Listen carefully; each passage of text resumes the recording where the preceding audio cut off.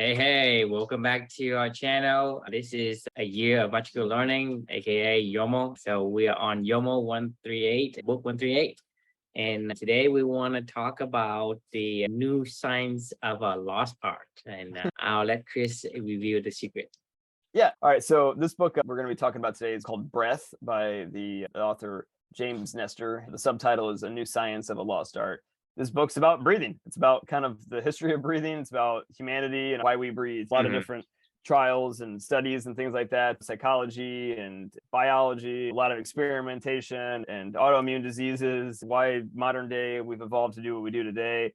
Just kind of all a deep dive into the history of breathing for humans, how our facial structures have evolved, how life has evolved around breathing. This particular book, what was your thoughts on the book? Like, did you like it? Did you enjoy it? I love it. I think is a lot of people, and I think the subtitle is relevant in my mind because for me, I come from a more of a Oriental background. So for me, my belief is that breathing is our only control that we have that actually can influence our involuntary system. That's the only channel for you to control your heartbeat, for example. No, hey, don't ruin my reflection. Oh, you ask. You enjoyed the book though, right? I do. Okay. I do. All right. So I also really enjoyed this book. I enjoy it because I think it's valid.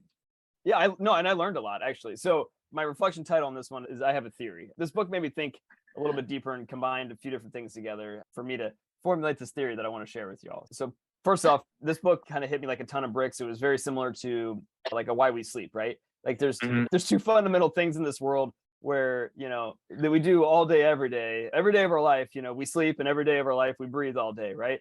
And these are probably two of the things that I knew nothing about. I mean, in terms of the why behind it, science behind it, how that's evolved, like the history of it, I just don't know it. I didn't know anything. Like, I mean, I've never, ever even thought to look into it. And it was just one of those, like, face palm, like, books that you read and you're like, shit, like breathing is really important. Like sleeping is really important. This is like, there was some revelation in my own head, but it was just one of these books where I was like, well, son of a bitch, I should have been learning about this a long time ago, which is actually funny because I don't know if you remember, we were talking a few months back when I was reading that Think Like a Monk book. And the first thing that they teach, do you know what the first thing is? They teach students at the age of, how to breathe. That's the first thing. They're like, that's the only thing that's fundamental to everything, and you do it all day long. If you can figure that out, you can figure out a lot of things. That's the first thing that they teach students when they're like 5 years old, is how to breathe. And I was like, well, you're right. From an Oriental perspective, they definitely have a different take on breathing and how it connects just our universe around us. It's all right. There's no rules. Yeah. Well, it's about trying to express to our audience what we mean by our lessons for the day. So as long as we can make that clear, I think we have done a great job. Exactly. Well, I'm jumping ahead in the reflections. For me personally, like breathing in general, I've told you about this before. Like I work out a lot. I probably run like 3 to 5 miles a day. I play tennis at least 2 to 3 times a week. But these days I probably play pickleball once a week. I do like HIIT workouts a couple times a week or something like that. I do a lot of physical activity and physical exertion, and I constantly have struggled with my breathing. I can run pretty fast and pretty far, but like it doesn't change the fact that like for the longest time, it feels like my nose is just pouring snot whenever I'm outside running, and it feels like just my allergies. I feel like I'm allergic to everything. I went to go get an allergy test a couple years ago, and my back lit up with like allergies to everything under the freaking sun. I have an autoimmune disease because I'm a celiac. A lot of these things, I mean, I don't know if there's a connection to it, but this book talked a lot about it. And it's been something for me for like a decade that I've been trying to figure out. Breathe better when I'm exercising because it drives me nuts, and it's something I know that limits my own workouts and something I've always been kind of cognizant of, but I've never really done a lot of research into it until starting on this journey. And this book was one of those big steps toward it. So after reading this book, actually, that started me down a road of doing a monthly challenge of breathing. And it did help. Like, I mean, breathing exercises for a month, and it helped. And now I do those Wim Hof things that I just did it right before this. I wasn't really even thinking about it, but I just did because that's what I do every day now. But all said, like I still have some issues. I still have some congestion and nasal drainage and stuff like that whenever I'm running outside, but it's nowhere near as bad as it was before. And I know that I'm kind of on the right path, I guess, at least toward trying to figure out how to fully break through with this kind of stuff. And I know that I'll figure it out someday eventually, but that's kind of where it led me to this, my theory. So here's the rabbit hole this whole book made my brain go down. You remember the book by Bill Bryson, The Body, where we learned about, you have 1 billion heartbeats. The average mammal, no matter how big or small they are, they average about 1 billion beats over their lifetime. Larger mammals, like elephants, their heartbeats are really slow. They actually don't have huge heartbeats, and it really has a lot to do with like body warmth and amount of fat, stuff like that, as to keeping yourself warm. Like a little mouse, their heartbeats like 600 times a minute, kind of thing. So they burn through their billion heartbeats really, really fast. Well, so here's my theory, right? Early on in humanity, there was these really smart people that were messing around with their breathing, and they figured out that connection between your breath and your heartbeat. And they were like, man, this is, they didn't call it meditation or whatever they wanted to call it. They were just breathing and noticing that when I control my breath, like I can control my heart rate, I can control other things. And all of a sudden, these people started to live longer, and people started to go, man, what are those people doing over there? What do they know that I don't know? So then they started coming to them, and they're like, yeah, man, it's like I do this breathing stuff, and I'm living longer. And other people started to go, well, shit, if all these people are doing this stuff, let's just follow along with that. And then that ultimately became like meditation or something like that. And then meditation grew around, culture started to grow around these things. And then you had structure like religion and philosophies and all this other stuff. And now you had like Buddhism, or now you have like whatever. And it all started from trying to make sure that your heart rate was staying as slow as possible by controlling your breath. And then we built all this amazing other stuff around it to like continue to enhance on that, to try to always, at the end of the day, is to control the heart rate, to live healthier, to live longer, and keep that heart as strong as you possibly can. And it all is because of breathing. And like, this is my theory. So like I said, I finished this reflection off of saying, I don't know anything, because I don't know anything, but like, this is my theory, and I'm sticking to it for now until somebody tells me otherwise. But I think the religion and philosophy and Buddhism and a lot of these other things that have spun up have been exactly because of breathing and controlling your heart rate. Tell me I'm wrong or right. I mean, I think you're right. It seems to align with the observation that we see. If you look at most of the lifespan of an animal, like you look at the lifespan of a rat, right? We know that a rat has 600 beats per minute.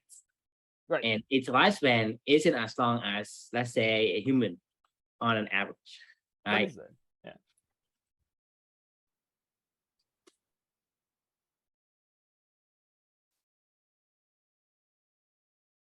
It's 60 to 100 beats per minute. So 70 to 80, which is right in the middle, because that's the right? Because when you sleep, you should be around 60 to 70. But Right. when you're doing the day, you should be from 80 to 90. And when you are doing your workout, you go from 120 to 140, right? The heartbeat of a rat. So Right. therefore, we should have at least 6 times the span of a rat. It is a black rat. It's 12 months, 2 years. It looks like Right. 2 years. 6 times. 2 to So- 4 years. Yeah. Right. So we need to go at least 60 times. Yeah. 600 divided by 80. 600 divided by 80 is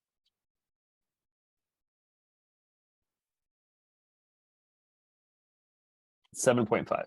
So that's an average, right? So rat lives from 2 to 4 years. So let's say 3 times 7, whatever. So that's essentially, we're talking about in the 50 and 60, and that should be the. We're talking about a mouse, by the way. Heartbeat 600. That's the 310 to 840 or whatever. 3 years. You have to count in the other factors, because human has other advantages, meaning we have the ability to have better medical care. We can treat ourselves with everything else equal. We should have 7 or 8 times the lifespan of a rat. Right. And you look at it from that perspective, right? It's kind of true in that sense. Yeah. But at the same time, you have to affect in other stuff. You look at a heartbeat of a turtle, right? The heartbeat of a turtle is actually like much lower than the humans, like in 30s or somewhere. Average turtle. 25. 25, right? Right. Mostly. You can't like take like one turtle and say, hey, they still only live like 2 years. But most turtles in the ocean, they live, a long time. So basically, you can see some evidence, and there's not really an apple comparison because there's other factors that contributes to the lifespan as well. But the heartbeat, in terms of its trend, it is supporting the fact that we have approximately, a set number of heartbeats in our lifespan. And I think if somebody is able to lower the heartbeats, then they should be able to have a little bit more than reserve for a longer life. And so to me, that makes sense. It's not fact for me at the moment, but essentially, like you say, it's a theory. And I think a theory, it makes sense so far. It doesn't contradict what we observe. I mean, until we can find other evidence. But at the moment, I think if you can, I mean, right now, if you have a heartbeat that is like 100 or 150, right? What do you think your health condition would be if your heartbeat is at 150? Not good. Exactly. That means that how long do you think you can live? Because if you're not healthy, how long do you expect to live? So that's what I'm saying is evidence, it is supporting this theory. Yeah. And I mean, I really do think that like people saw people living longer and they were like, what are you doing? And they're like, well, I just breathe, and I do some controlled breathing or something like that. I really think it was that easy. Yeah, I know meditation, but like I said, there's many other factors involved because let's say you're stressed out, your heartbeat is going to be like in the 90s, right? Breathing is something that I think, for me, there's three most important things that the first one is breathing. The second one is sleep. And third one is having quality H2O. I have not read this book yet. So those are three fundamentals that I think that we need to make sure we take back the control and not take it for granted. Because people are like, I want to be like these billionaires that wake up early and I sleep only 4 hours.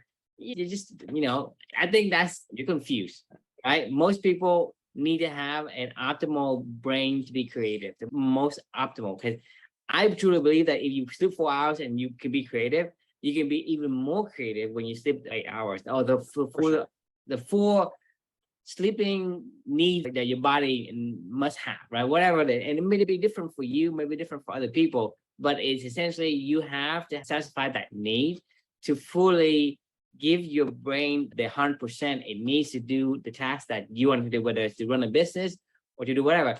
There are many other factors like the capacity of a person, their background, the experiences, their combinations of the skills and whatnot, and that makes them who they are. But I guarantee you say, well, I'm pretty good at this, but I say you can be better if you are optimal with your three things, right? Your breathing, your sleeping, and your hydration. I got to read a book about it. I was wondering, when you talk about like the 4 hours of sleep of people and stuff like that, nobody ever talks about if they nap like 2 times a day.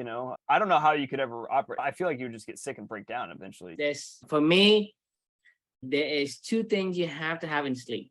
The first thing is you have to have a deep sleep. That means that it requires at least 3 hours sleep. That means you need at least 3 hours. Most people need 3 hours. The deep sleep cycle is required for you to repair anything that is left unrepaired during the day. When you stress out and your body run and it doesn't have the time to repair and to clean up, you have to have the deep sleep, okay? The second one is called a REM sleep. The REM sleep, it can go from, so after the 3 hours, it can go from like another 3 to 5 hours. That's a total of 8 hours. In a REM sleep, this is where your memory is actually working, right? So you're talking about the first 3 hours, 3 to 5 actually. So 3 is a minimum. 3 hours minimum for you to do repair. If you're not, like let's say you stressed out or you have a flu or so your brain is actually tell your body to go and repair things in those 3 hours. So you don't repair those, your body is going to become weak. Your health physically become weak. The second part of the REM sleep is where your eyes has rapid eye movement called REM, right? So that part is where your brain is actually storing the memory it has for the day previous. Like you're talking about your son Luca learning how to walk right before sleep, so that's going to entrench into his memory. It's going to get real index, and it's going to make him able to remember things much easier and much better, and be more creative. And all the creativity and all the ideas that they have during the day, it's going to coalesce into something more meaningful. So those things are essential. So you are looking at least 5 to 6 hours in a straight line. You cannot say, I'm going to sleep 2 hours. It's not. No, that doesn't work. I'm sorry, but that does not work, because look at the scientific study with the sleep. You have to have this full cycle. If you interrupt the cycle, you're not finished house cleaning. So I don't think naps is a replacement for having a short sleep cycle. Nap is good during the day to kind of give you that boost of energy, but it's not a replacement. I agree with that. Cycle. Yeah, no, I agree with that. So it's not like you can just add it. No, but all right, fair point. So do you have any recommendations on water books? Because I know I read that charity water book. It actually reminded me of the only books I've ever read about water. Well, I read a book about rain. So I learned about water there. And then that charity water book, which is all about dirty water, basically, and you know, building wells and stuff like that. And then the final book that actually, you know, ironically was around a little bit about water was the history of the world in 6 glasses. The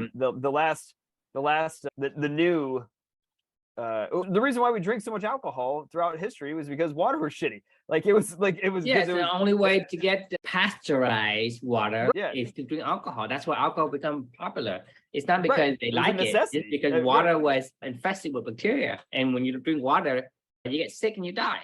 And Exactly. alcohol is a way to disinfect it.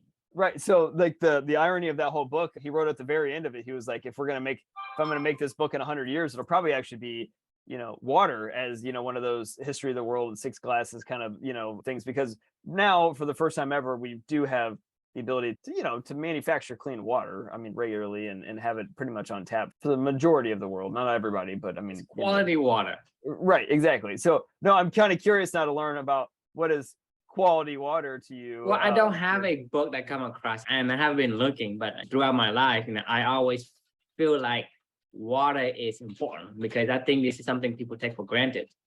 So for me, it's either we find a book that can elucidate what we meaning to say. What about Water, a biography? Water 4.0, the past, the present, and the future, the world's most vital resource. That looks good. And that's probably for businesses, it's not for personal needs. I think for me, my perspective is personal need. You need water because our brains are actually 80% water. Even more than that, it's water and fat.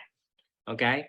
And without the water, you're not operating at the most optimal level. You're just not. So water, clean water is most important because if you drink in water is not clean, for example, then the pollutants that, you know, is in the water, the body's going to have to shed some resources to get rid of the pollutants. So you want to drink quality water so that it doesn't have to do that work, and it allow you to have more capacity to do your you know, the beautiful ideas, your most creative questions, and whatever it is makes you who you are. So I think you want to give your body is like the Ferrari, okay? You don't want to put no E89 in it, all right? You don't want to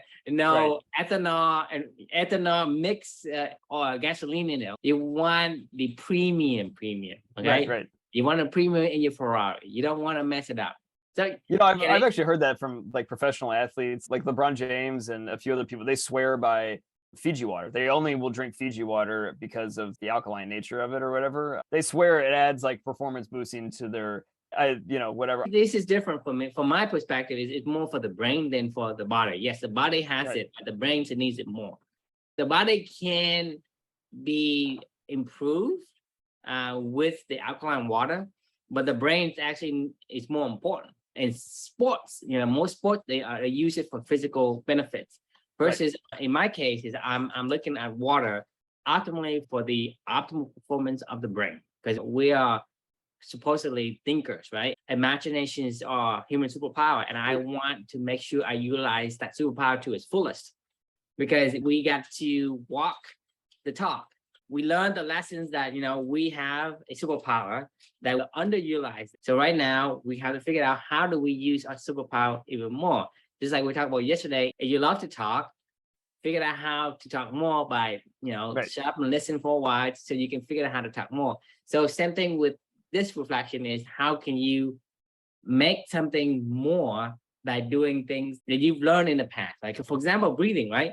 Breathing is actually going to give your brains a chance to... Yeah, it matters. I feel it, you know, a lot. I feel energized after I do the Wim Hof breathing stuff. Honestly, I know for a fact, the first few weeks that I've been started doing the Wim Hof stuff, like it felt like my heart was going to explode after I got done with it. I remember telling this guy I was playing a tennis match against, it felt like there was something like right here in my chest. I could just feel throbbing, like up my neck. Like, and I was like, this just felt weird. Like all day for like the first week or two after I started doing it, because it was stressing my heart so much and it was just pumping so hard.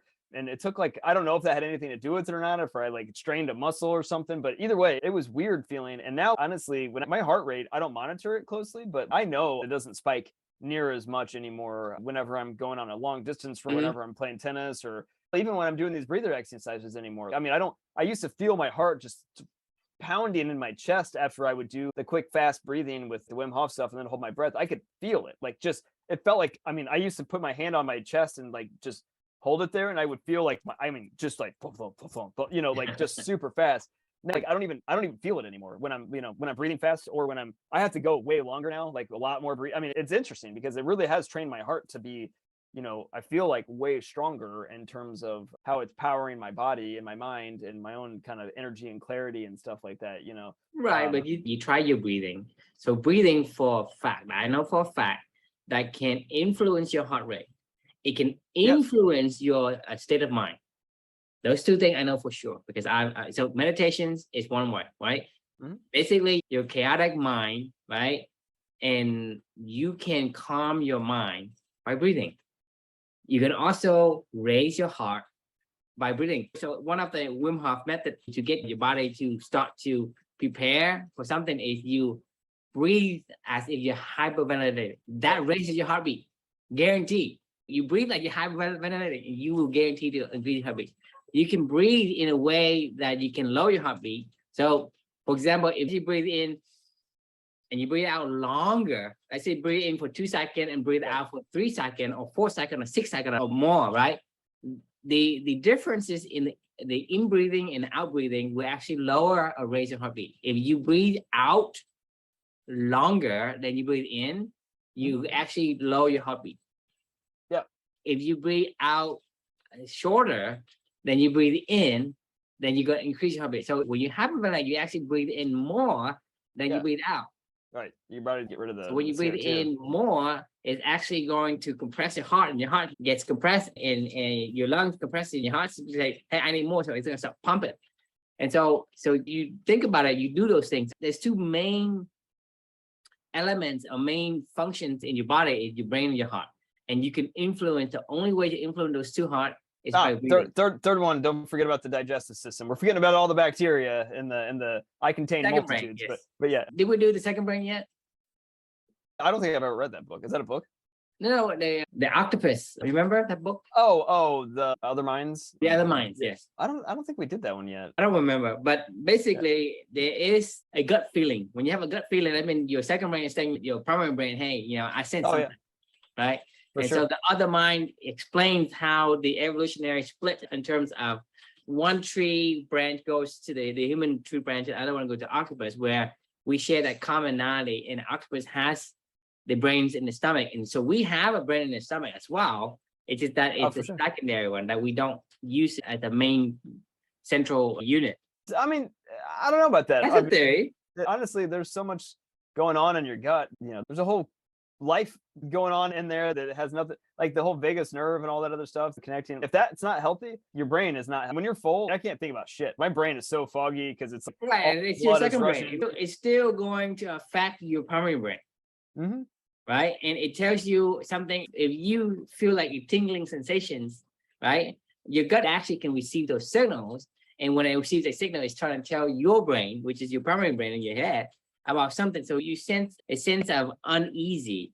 So another thing, I think, why people started fasting was because they could breathe better. Because every time that I fucking, I'm doing my challenge for the intermittent fasting this month. Every time that I like do my breathing, I've noticed whenever I have like an empty stomach, or I'm on a somewhat of a fasted state, I guess, with at least 10 to 12 hours or something like that without any food, I can breathe way clearer, and I can hold my breath way longer, at least 30% longer on average than I do when my stomach's full. Like I just did. So I'm stopping eating at like 6 o'clock right now for the whole intermittent fasting thing or whatever. And I did my breathing exercises around like 8 o'clock for the Wim Hof stuff, and my stomach was pretty full still. And honestly, my average was way lower than normal. And I knew it going into it, because it's just not like, I know whenever my stomach is really full, like I just cannot breathe as deeply and breathe as effectively and all this other stuff. So once again, it goes back to religions. You know, a lot of religions have a lot of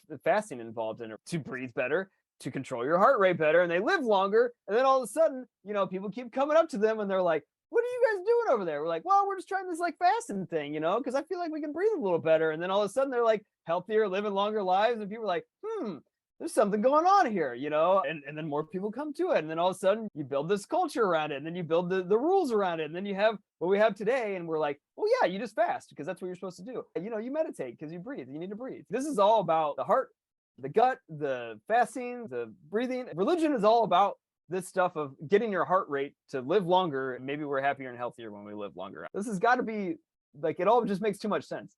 You don't have to swear to me. Yeah. I know, I get you. You're right.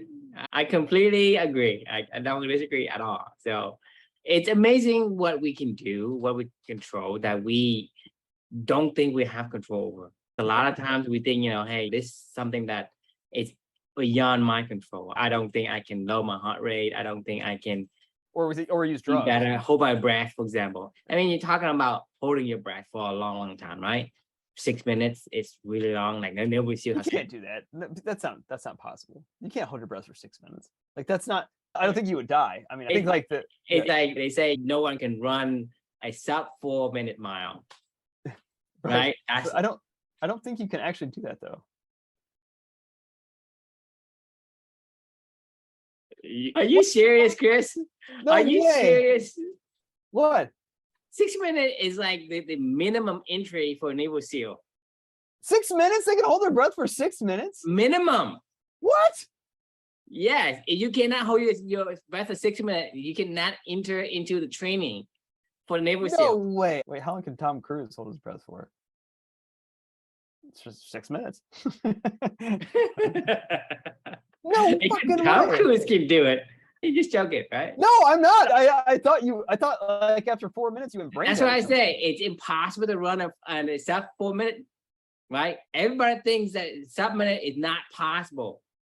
And no one did it until somebody broke the 4 minute mile. Then everybody started breaking records over and over and over again. That's crazy. I had no idea you could do that. Well, now you do. Tom Cruise is a pretty healthy guy. I have a weird sneaking suspicion that that little bastard will live until he's like 125 or something like that, you know, and we're going to all look around and go, I wonder why. And he's going to go, well, it's Scientology, you know, that's why, you know, because they build a religion around that, you know, I mean, that's what we do, man. When we think that we're onto something of living a happy, healthy life, we put structure around it, like kind of what we're trying to do with Clubany, you know, and then we build a culture around it. All of a sudden you're like, we're just two dudes that are exploring things that we don't understand. And, you know, lo and behold, like we might live a happier, healthier life. And people might go, wow, what's Chris and Drew doing? Well, you know, we're doing Clubany. Like, and they're like, what the hell is that? And you're like, well, we'll tell you. And all of a sudden you got more people flocking there. And in 1,000 years from now, people are going to go, well, yeah, it's like Clubany. Like, duh, that's what you do. I mean, that's what you just do. Clubany, no religion. Right. Yeah. I mean, like, duh. Like, that's, jeez, 1,000 years from now, our religion is Clubany. What happened to other religions? Yeah. I mean, you're like, I mean, are we idiots? Like, I mean, that's what you just do. Like, that's just life, man. You know, and you're like, what are you talking about? What do you mean? Like, you know, yeah. There's got to be a reason behind this. And two idiots got on a podcast and started reading books and exploring stuff. You know, I feel better when I fast, and then when I can breathe more, and then when I can run longer, and then when I can do this, and I can control my heart rate. Hold my breath for 2 minutes, and then 6 minutes, and then 12 minutes, right? And then 24 minutes, and sometimes, like you said, well, what's the maximum? Is it 30 minutes? Yeah, well, no one can do 30 minutes. Then somebody broke 30 minutes, then they go to like 35, 40 minutes, an hour. I mean, I think that we're proving my point of my theory of like, you know, where religion and philosophies come from. I think it's just people exploring how to observation throughout the ages, and then learning observation becomes a thing we pass on from person to person. You know, we're talking about the genius versus an average person is the copying of the ideas that makes us who we are today. Some of these things we take for granted over the years just because it becomes so pervasive, and it's with us every single minute of every single day. And people say it's nothing special, but it is. If you take away the breathing, you take away the water, right? Right. You take away the sleep, right? Just imagine, like, the worst punishment for anyone is to not let them sleep. I agree. Solitary confinement. I would rather take solitary confinement over lack of sleep. You think so? Yes. Because sleep is the most horrible punishment anyone could dish out.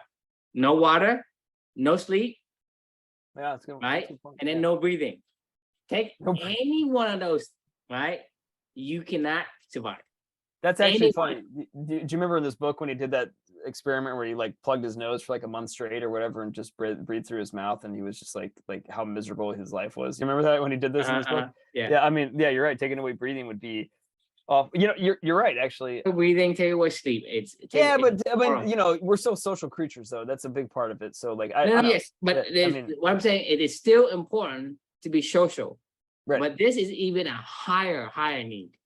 This is I don't know. I think we could debate that one a little bit further because I'm not ready to concede the. Okay, the I will bet you can survive a month without anyone.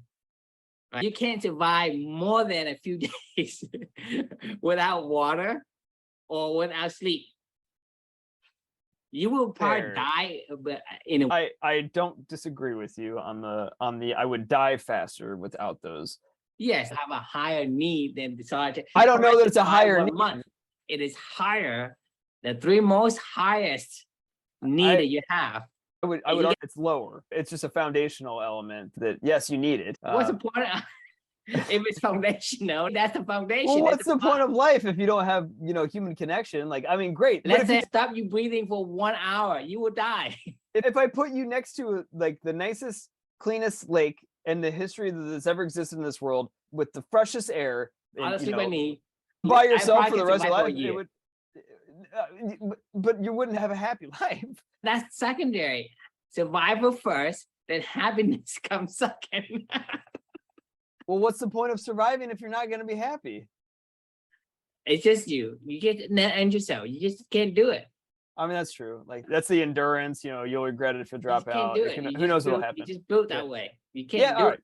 So it's not about whether it's worth it to live. It's like you already enter life.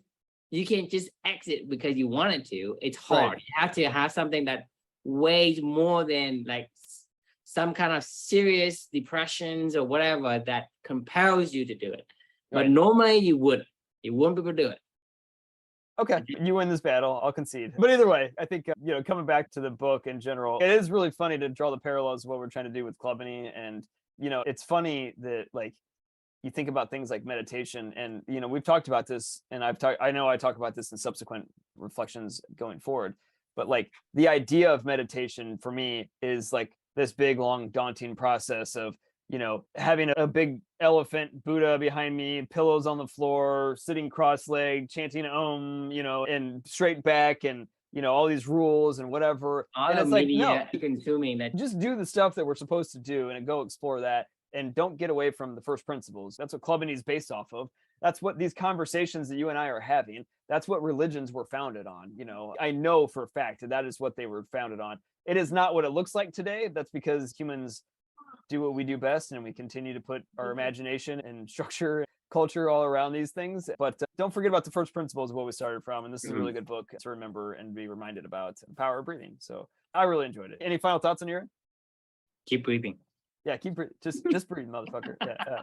Awesome. All right, man. Well, thanks for joining, everyone. And the question we can leave for you is, how's the quality of your breathing? Something to think about. And if you don't like it, start exploring. Read a book, you know, and see what you learn. And I'm going to read a book about water now. Thanks, Drew, for making me go find another new book about water. Look for a good book and let me know. I mean, it looks like Water 4.0 sounds good. So anyway, awesome. All right, well, we'll see you all tomorrow. And thanks for joining. Yeah, good night.